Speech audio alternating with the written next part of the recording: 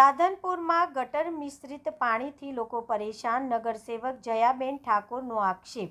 રાધનપુરમાં ગંદુ પાણી મુદ્દે બખેડો, જયાબેન ઠાકરની કોર્ટ જવાની ચીમકી। રાધનપુર નગરપાલિકા વિસ્તારમાં મોટા ડાકોરવાસના વોર્ડ નંબર 1માં પીવાના પાણીમાં ભેળસેળ આવતી હોવાના આક્ષેપ સાથે વિવાદ ઊભો થયો છે।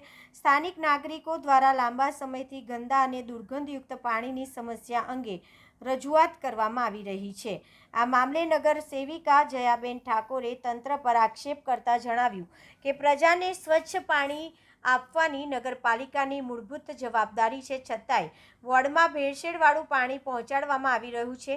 તેમને ચેતવણી આપતા કહ્યું કે જો તાત્કાલિક અસરથી સમસ્યાનો ઉકેલ નહીં આવે તો પ્રજાહિત માટે કોર્ટનો દરવાજો ખખડાવવાની પણ તૈયારી છે।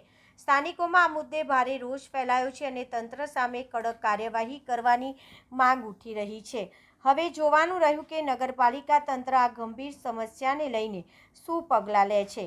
પાટણ જિલ્લાના રાધનપુર શહેરમાં નાગરિકોને ગંદા અને ગટર મિશ્રિત પાણીની સમસ્યાનો સામનો કરવો પડી રહ્યો છે। શહેરના મોટા ઠાકોરવાસ વિસ્તારના વોર્ડ નંબર 1માં સ્થિતિ ગંભીર બનતી જઈ રહી છે।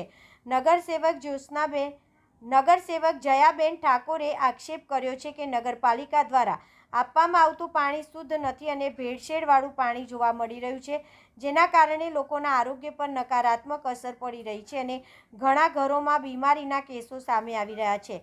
તેમણે વધુમાં જણાવ્યું કે નગરપાલિકા ગટર લાઇનની નિયમિત સફાઈ કરવામાં નિષ્ફળ રહી છે, જેના પરિણામે ગંદકી અને દુર્ગંધ વધી રહી છે। આ પરિસ્થિતિને ધ્યાનમાં રાખીને આજે જયાબેન ઠાકોરે જાતે જ કામદારોને સાથે રાખી વિસ્તારની ગટર લાઇનની સફાઈ કામગીરી હાથ ધરી હતી। તેમણે તંત્રને તાત્કાલિક પગલાં લેવા અને સ્વચ્છ પાણીની સુવિધા સુનિશ્ચિત કરવાની માંગ કરી છે। સ્થાનિક લોકોમાં પણ આ મુદ્દે રોષ જોવા મળી રહ્યો છે અને વહેલી તકે સમસ્યાનું નિરાકરણ લાવવા માંગ ઉઠી રહી છે। રિપોર્ટર પંકજ સાધુ, પાટણ।